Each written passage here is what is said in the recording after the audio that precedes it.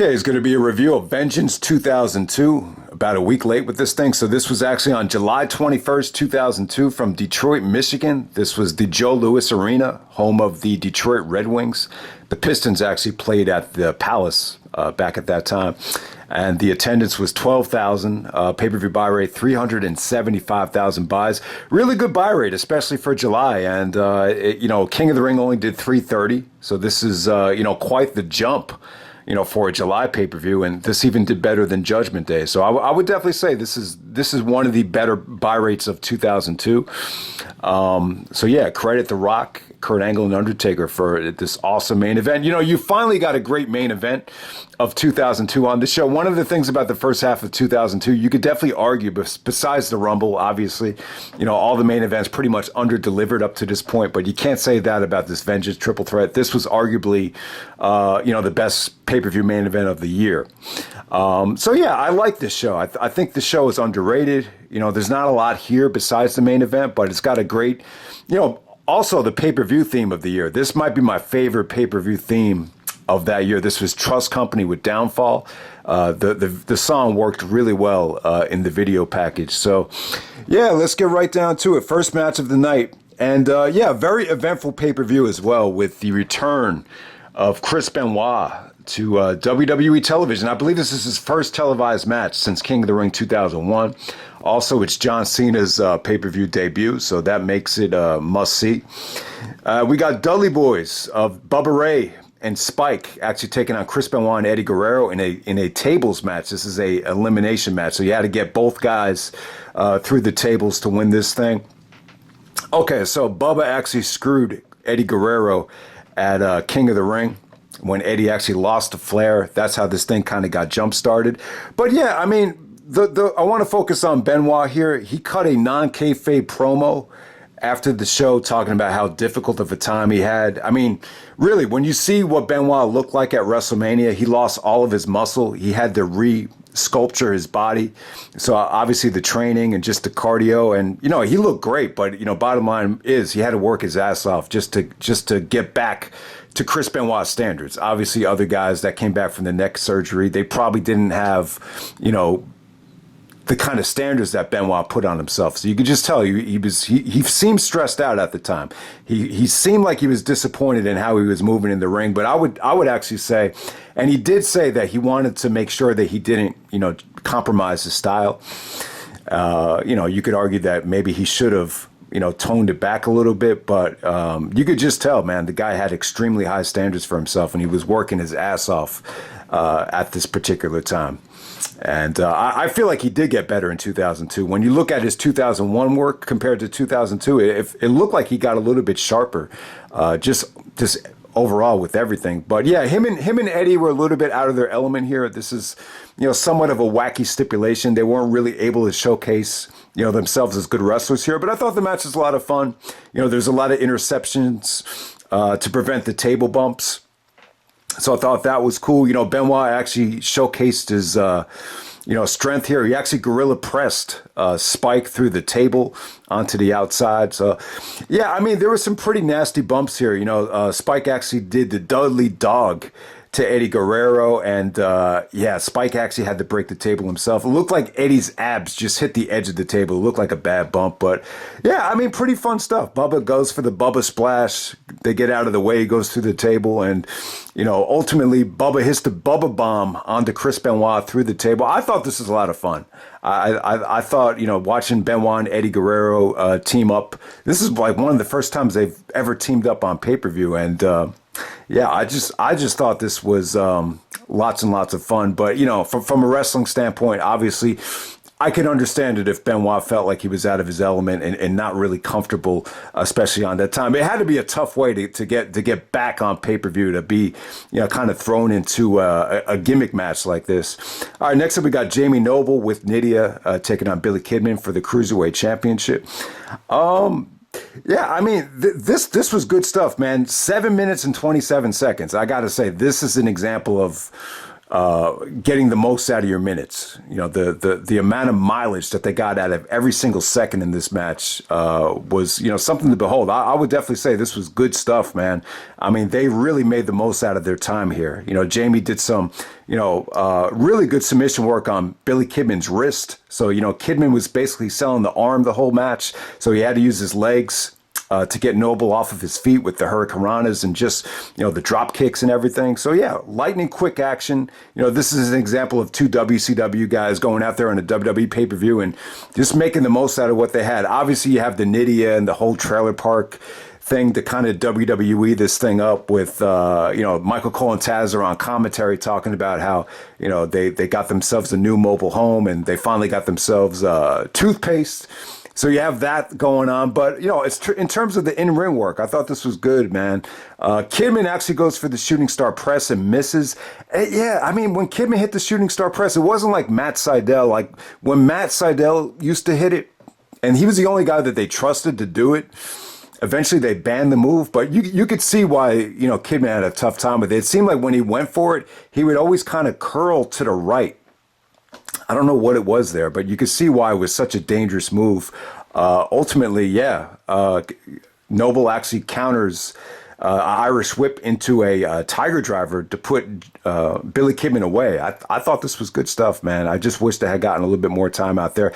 The biggest gripe about this show is the Triple H negotiation segment, which really took a lot of time out of this thing. And you know, a match like that was just really cut short looking back on it. You just wish they could have gotten a little bit more time, but it was still, you know, I got to give them thumbs up for just the amount of time that it went. Next up, we have Jeff Hardy taking on William Regal for the European title. This is the last time the European title was ever defended on pay-per-view. Rob Van Dam actually unified it the very next night on Raw. Yeah, you know, Regal really punished the crap out of Jeff Hardy here. He countered the Swanton. He got the knees up, started digging his knees into Jeff Hardy's back. So, yeah, Jeff took a little bit of punishment. But this is just another match. It's just, you know, very quick. You know, it pretty much got the same amount of time they would have gotten on Raw. Jeff Hardy actually counters a leg sweep into a roll-up. And Jeff Hardy retains the European Championship. William Regal actually starts crying. It was good. You know, Regal was able to just cry after losing these matches. And I guess he was able to do it in front of somebody and they saw it. So they figured, you know, why not just have Regal cry on TV because it came off kind of convincing. So, yeah, Regal just definitely had that extra element of comedy that, you know, would always be very valuable to the show. So he was able to show it off here. So, yeah, good stuff. But like I've said, man, I've never really cared for the European title. I think ever since HBK buried it, when he won it from British Bulldog, and then he kind of shit on it before the Hell in a Cell with Undertaker, where he was sarcastically saying, like, thank God my European Championship is not on the line. And I think Christian and Kurt Angle, you know, they kind of used it to benefit their characters at certain points. I mean, Christian called himself the champion of Europe, and obviously it was great for Kurt Angle because he could brag about being the Eurocontinental champion. But besides that, I never gave a shit about the European Championship. I really didn't. And, yeah, RVD would actually unify in the ladder match with Jeff the next night. So next up, we got John Cena's pay-per-view debut against Chris Jericho. All right, so Jericho actually talked about this a couple weeks ago for Cena's 20th anniversary. He said he was still feeling the effects of the slap. I think Cena actually slapped him in front of Vince McMahon as Jericho disrespected him. Cena was trying to act very respectful to Undertaker and Kurt Angle and Jericho, but, you know, most of them just weren't having it, and, you know, Cena definitely had to prove himself. So, yeah, this is Ruthless Aggression Cena. This is when he was wearing the colorful red tights. Cena was in great shape at this time, but I really hated Cena at this time. Like, if I were to pick the time where I despise Cena the most, it'd probably be like this first month. I remember saying, like, who does this guy think he is? You know, going up to Kurt Angle and talking about ruthless aggression. I kind of felt the same way about Cena that I think everyone's feeling right now about Austin Theory. Like, you just find the guy kind of unlikable. Maybe the push feels a little bit forced. I definitely felt like that at first. And Cena was cutting these promos too. I guess they were like OVW the kind of promos he cut in OVW where he would actually rewind and say the promo again. That was actually cool. He actually cut that promo on Heat on Jericho here. So, yeah, so Cena and Jericho, they get a little bit over 5 minutes. I thought it was good. Cena at the time, he looked great.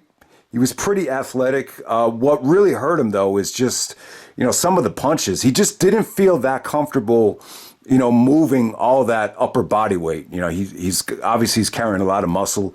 So, yeah, I just think that hurt him a lot of times when he was going for, shoulder blocks, when he was going for clotheslines. I guess coordination is the word you keep on hearing with Cena, for the first couple of years. He just had a tough time, moving all that muscle. But for the most part, I thought Cena looked good here. Jericho carried him to a really good match.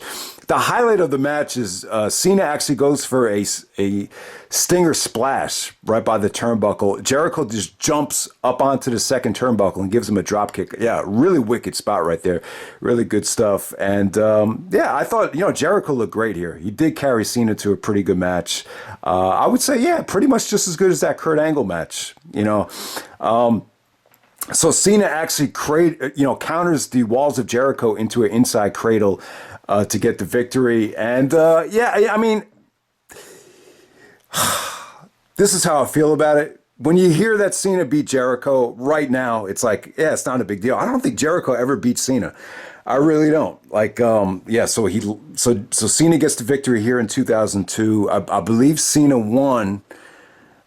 He defended the belt at SummerSlam 2005, and then he beat him again the next night on Raw, where Jericho had to, Jericho actually gets fired by Bischoff. And then in 2008, when Jericho's champion, Cena wins the Survivor Series 08 match, where he wins the belt from Jericho, and then he lost to him again at Armageddon 08. So yeah, I don't think Jericho ever beat Cena, at least one-on-one. But at that time, though, it was kind of like, what the fuck is going on? Why is Jericho losing to Cena?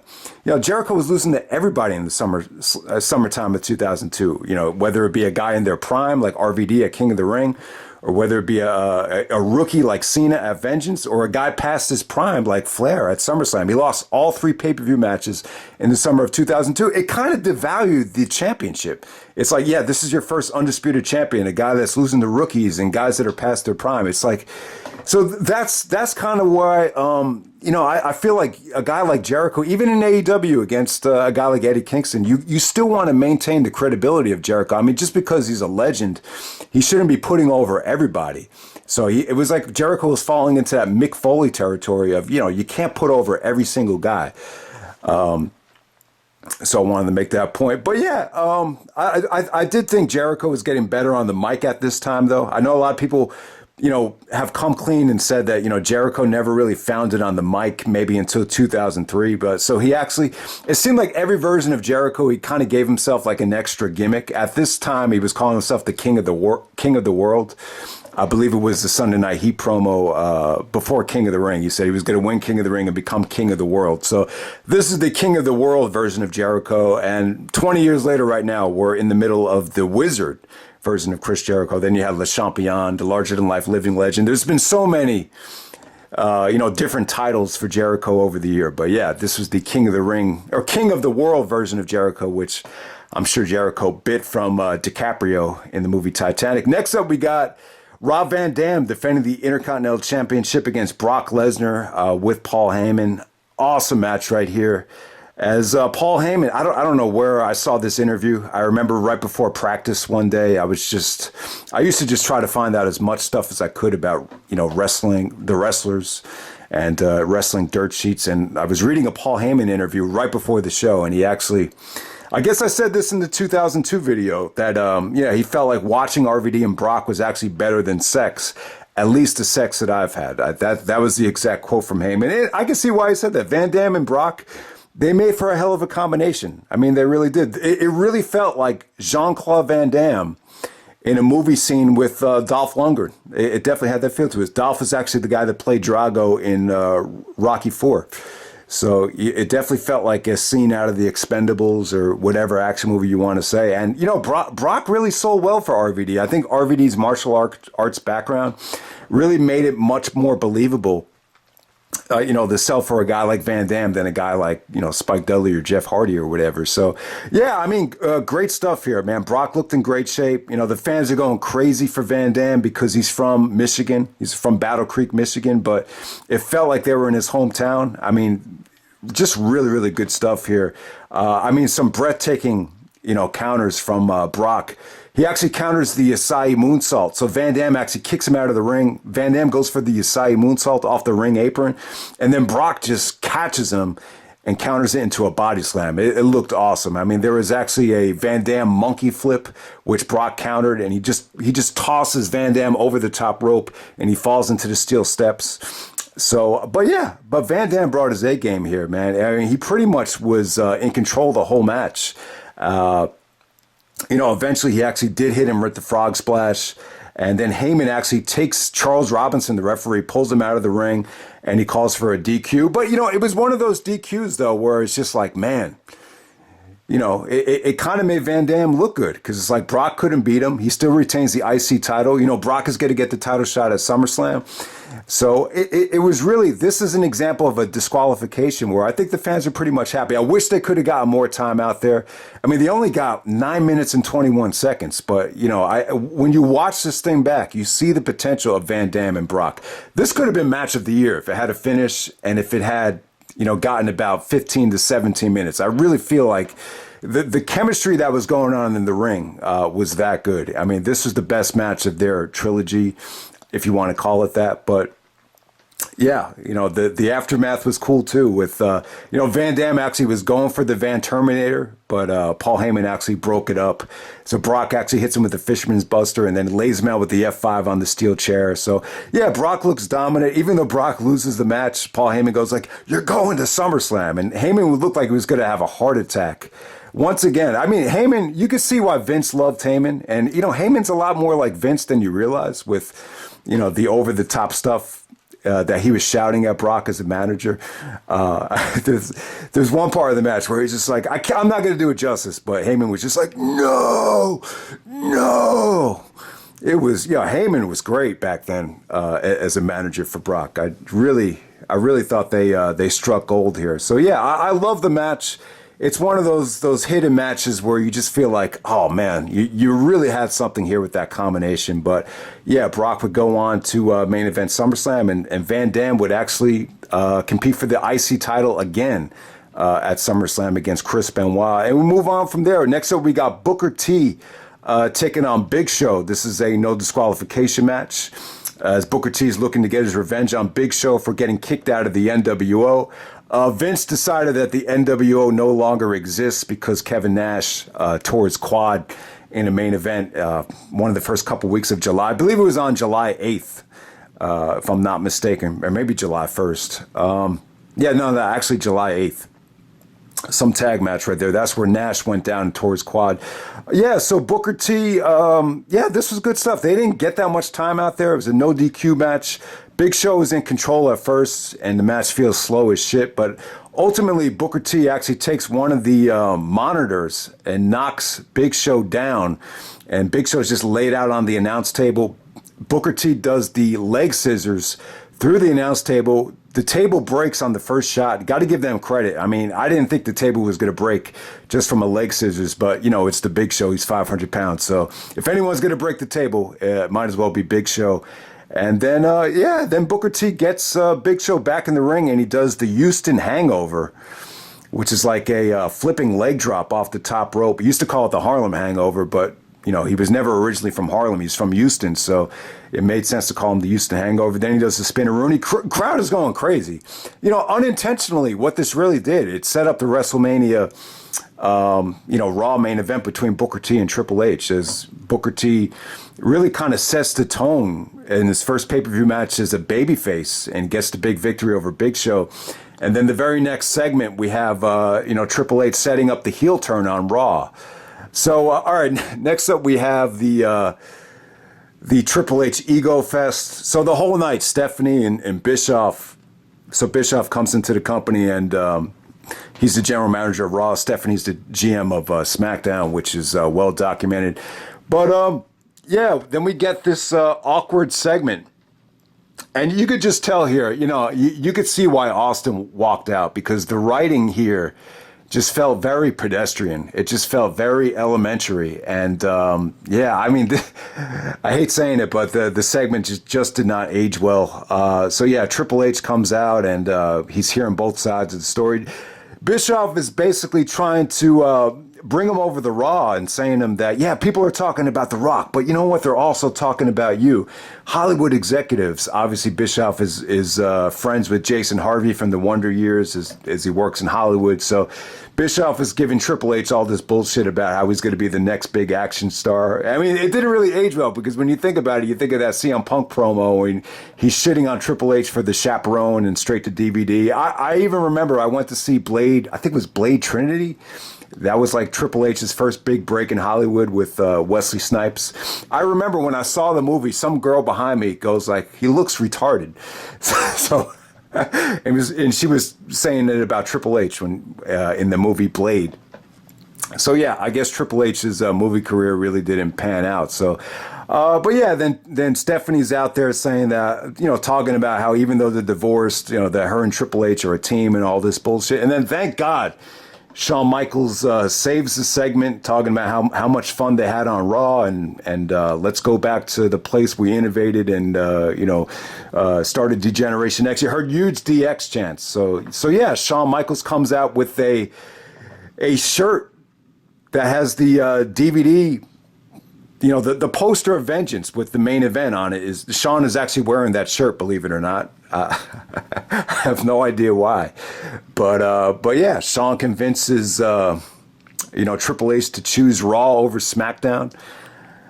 I'm not even going to do the HBK impersonation, but when he comes out, he's like, Raw or SmackDown or Raw. It really is something to see. I mean, this promo, Jesus Christ. I mean, it took up so much time. And really, I remember at the pay-per-view party, I remember when Michaels came out, everybody was happy. And someone in the crowd actually had a sign that said, HBK, nice comeback, which was sarcastic because, Shawn hadn't really wrestled yet. So it looked like Shawn and the NWO thing was like a cup of coffee and that he wasn't coming back. So, yeah, I mean, a lot of people just didn't know what to expect. So the whole segment ends with Bischoff celebrating and DX is coming to Raw. And it ends with Bischoff actually telling Steph, God, what was the line again? He's like, I guess I win and you lose. And the biggest difference between me and you is that I have testicles. Who the hell came up with that? And then Stephanie actually slaps Bischoff, and that's how the segment ends. I'm sorry for spending too much time on it, but yeah, I mean, Shawn saved the segment. It was cool to see Shawn return as, yeah, obviously this led to something historic and triumphant at SummerSlam, but yeah, just watching the whole segment back, it's just like, man. And plus, Triple H had that line about Stephanie, how I could say "screw you" and I know you'll like it. That's another line that just did not age that well. So yeah, wasn't a big fan of it. I thought it ate up too much time. If you want to find one negative about the show, that will probably be it. And I apologize for dwelling on it, but I was just surprised at how cheesy it came off. But yeah, thank God. And The Raw the next night was really cool, though. I mean, I don't want to take anything away from it. You had Degeneration X reforming next night, and that's where Triple H turned heel and pedigreed Shawn Michaels. So, yeah, the next Raw is definitely worthy of a classic review. I actually thought about reviewing it in this video, but, there's a lot going on right now with SummerSlam coming up, and it feels like there's way too many pay-per-views, so I'm just going to focus on the rest of Vengeance here. So next up, we have the Un-Americans of Christian and Lance Storm challenging the tag team champions of Edge and Hollywood Hulk Hogan. Yeah, so Edge and Hogan, they won the titles from Billy and Chuck on 4th of July, and Edge, the Canadian, is actually celebrating with Hogan with the American flag. So, yeah, this was a great moment for Edge, to team up and become tag team champions with the guy that he, went to see at WrestleMania 6 in Toronto. And at the same time, it's used for Christian, too. Christian and Edge, they're both working with Hogan in that co-main event here. And, yeah, Lance Storm. Yeah, you got to give Lance Storm credit as well. I mean, some people look back at his WWE run like it was kind of disappointing. But, Lance Storm could say that. He co-main evented a pay-per-view with Hulk Hogan. So yeah, the Un-Americans, Christian, Lance Storm, and Test. You know, they were kind of cutting these anti-American promos, saying that America was very, trigger happy when it came to wars. Lance Storm started listing World War I, World War II, the Korean War, Vietnam, and just kind of shitting on Americans for some of the warlike practices. So, yeah, I thought that was really good. One thing about the Un-Americans, they were a lot more anti-American than Bret Hart. Bret even said that he was just more of a pro-Canadian. But yeah, I thought this was a good I thought this was a good match. I thought it was a good spot for Hogan. You know, the fans were really into Hogan here with the hot tags. Edge here, it really looked like they didn't know what to do with Edge. You know, what it really did was set up Edge versus Jericho at SummerSlam, but those plans really did fall through. So Test actually comes out of nowhere after Edge spears the referee, and Test actually gives the big boot to Edge. Edge actually kicks out of it. Later on in the match, Jericho comes out with one of the tag titles and hits Edge over the head with it to set up their steel cage match on SmackDown. So at this time, it looked like they were going to go with Edge versus Jericho at SummerSlam. Those plans fell through. They decided to have Benoit and Eddie come to SmackDown. Jericho actually goes to Raw on July 30th, and that was like Raw is Jericho Part 2.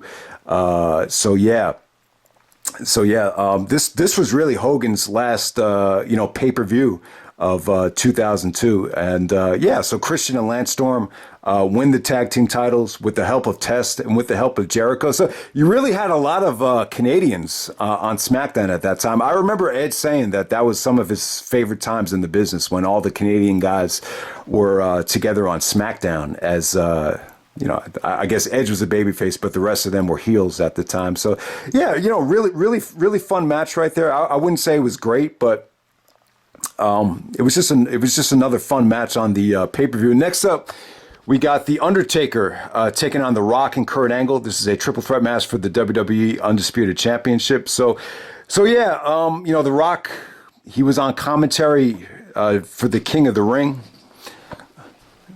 main event because Austin had walked out, and he got into it with Undertaker. Undertaker just thought it was a little bit disrespectful that The Rock decided to get involved in the main event because of his ego. So he went up to Vince and said and asked him if he could wrestle The Rock at Vengeance, and then Vince said, "All right, you got The Rock, whether you're champion or not. You got The Rock at Vengeance." And then Taker was like, "Whether I'm champion or not, what's that supposed to mean?" So he had to wrestle Jeff Hardy in a ladder match in the main event of Raw. And then the very next SmackDown, actually the next day, when they taped it, he wrestled Kurt Angle for the championship. Taker actually said to Angle, he actually gave him the belt and said, yeah, if you want to hold the title, you can hold it, because that's as close as you're ever going to come to holding the championship, which is really good promo right there. But yeah, Taker and Angle, not their best match, but you could definitely argue their best match up to that point. They had a really, really memorable finish on SmackDown. I love this ending right here. So, Taker gets Angle up for the last ride. Angle actually wraps his legs around Undertaker's head and puts him in a triangle choke. But Taker actually drops him down in a pinning predicament. So the referee's counting to 3. But right before the referee counts to 3 on the third pin, Taker starts tapping out. So really, Angle had a great gripe there. I mean, I guess officially, if you want to look at it, and Angle was actually right, the tap should supersede the pin. So, I mean, really, Angle probably should have won the championship there. But, one ref actually called for Angle. Another ref actually called for Taker to win the thing. Apparently, Angle said this on his podcast, that they actually screwed it up in real time. So Vince actually made them shoot it again. And then I guess they kind of blended it back into the background with the actual crowd. But they did a good job. I didn't really notice that they had to retape it again. But yeah. That kind of, Vince actually said, in the interest of fairness, the main event of Vengeance is not going to be The Rock, Undertaker, and Kurt Angle in a triple threat match for the championship. So yeah, a lot, even though it started out as more of a rivalry between Rock and Taker, a lot of the story really ended up revolving around Angle and Undertaker. I mean, they had The Rock come back on July 11th, and he actually did have a fun promo with Kurt Angle. So it was the first time Rock had ever seen Kurt Angle with the bald head. So he was like, "Oh, somebody got a haircut. Like, who in the hell are you?" It was like almost like a comedy promo. This is the promo where he actually called him Dr. Evil. And then Angle was like, "Man, I thought you would grow up a little bit, but you think you're so great, Rock. You think you're so great because you won the the Teen's Choice Award." But yeah, it was a fun promo too because Rock actually said, "We got all the stars out tonight. We got The Rock, we got Busta Rhymes, and we got Dr. Evil himself." So yeah, I thought the build up here was a lot of fun. So we go on to this triple threat match for the Undisputed Championship. And I thought this was a great main event. I would say up to that point, without a doubt, the best triple threat I think WWE had ever had. And this is like kind of like more of a sports entertainment version of a triple threat match. I mean, when you look at the Unbreakable triple threat from TNA with AJ, Daniels, and Joe, that's more of an independent wrestling style triple threat, but I would definitely say this is the best version of a sports entertainment triple threat. And so, yeah, I mean, there's only 2 triple threats I would put over this to this day. With the WrestleMania 20, obviously, I would say that triple threat was based on more emotion than sports entertainment. Obviously the Unbreakable 3-way, I love that match. That's more of an independent wrestling style match. But at number 3, I would still have this Vengeance 2002 main event. It was just a lot of fun. It really was. I mean, they kind of went overkill with the finishers here, but I just remember everybody was going crazy. This is The Rock's first pay-per-view match back. So if you picked The Rock that night, that was actually the right pick. It's funny, there was only one kid that picked The Rock in the pool, and he even said before the show, it's The Rock's first match back, so I think The Rock is going to win the belt. At the time, I really didn't think much of it. I just felt like Angle was on such a roll. I said, man, you got to do Kurt Angle and Brock Lesnar at SummerSlam. It's too good to pass up. So I really feel like this version of Angle versus Lesnar, had they went in that direction, I still feel like that would have been the best, version of that feud. But obviously that didn't happen. But yeah, I mean, it was actually Angle's idea for them to start to actually use, each other's finishers.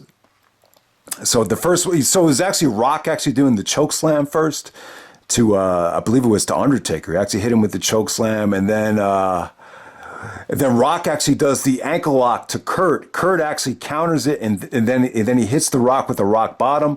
And then Undertaker actually busts out the Angle slam. Now, like looking back on it, I would have said, when you hear about them using the other finishers, it's kind of like, it makes it feel like it's a childish match. Like it's a match for kids. But, they used it early on in the match. It didn't take away from the match that much. But really, just the unpredictability of it, even some of the little near falls that weren't even based on finishers, just had you really on the edge of your seat here, man. There's a little bit of comedy involved here. Angle was still a little bit goofy here, and Rock was actually mocking The Undertaker with the motorcycle. But yeah, overall, man, I thought this was a great main event. Probably the best pop, Taker ever got with this version of the American Badass character. I've said it so many times, but I feel like this is my favorite version of Undertaker. So yeah, but just in terms of the actual match, man, I mean, just breathtaking action, man. I mean, really the star of the match was Angle. I felt like Angle was definitely, you got to give Angle credit, because when you look at Rock and Undertaker's matches, any of their matches, whether it be their pay-per-view matches or the match at No Way Out, I mean, it just wasn't that special. A lot of people just found it disappointing. So you could insert Angle into the triple threat equation, and it actually just boosts the quality of the matchup. So Angle was definitely great here. I mean, some of his transitions into the ankle locks were great. I remember there was one part of the match where Taker actually goes for the last ride, and Angle actually breaks it up with the ankle lock. I mean, fans are going crazy there. I forgot how bloody Angle got here. He actually did get busted open. He was bleeding from the forehead because of a ring post shot from Taker. But there is one sequence here where Angle actually lays out Undertaker with the chair, and then he just transitions right into the Angle slam to Rock. So yeah, that was really cool stuff. But yeah, I mean, just the back and forth, man. Just even Rock busting out the sharpshooter, that was another nice little submission twist. So you had multiple submissions, multiple finishers that were just very believable, man. I gotta say, man.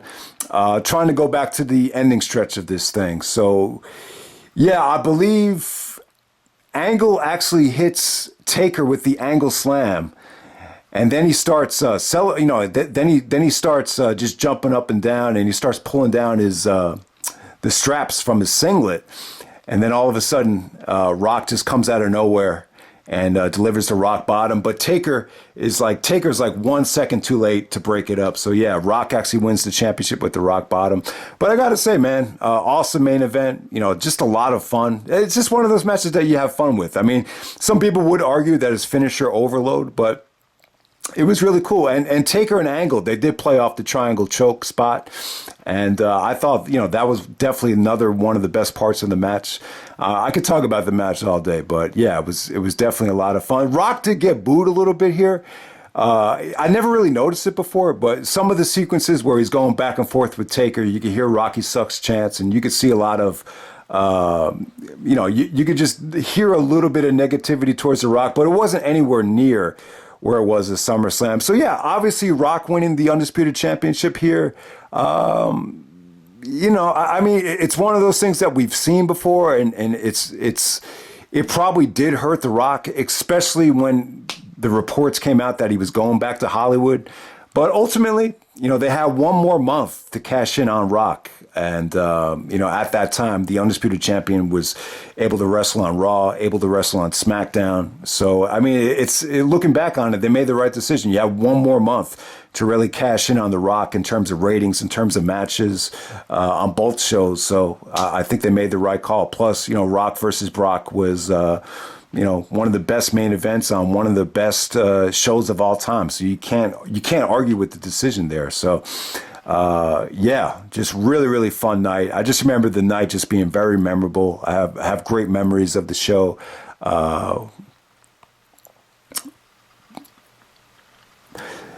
But yeah, that's Vengeance 2002. Hopefully you guys enjoyed the video, and I'm out. All right.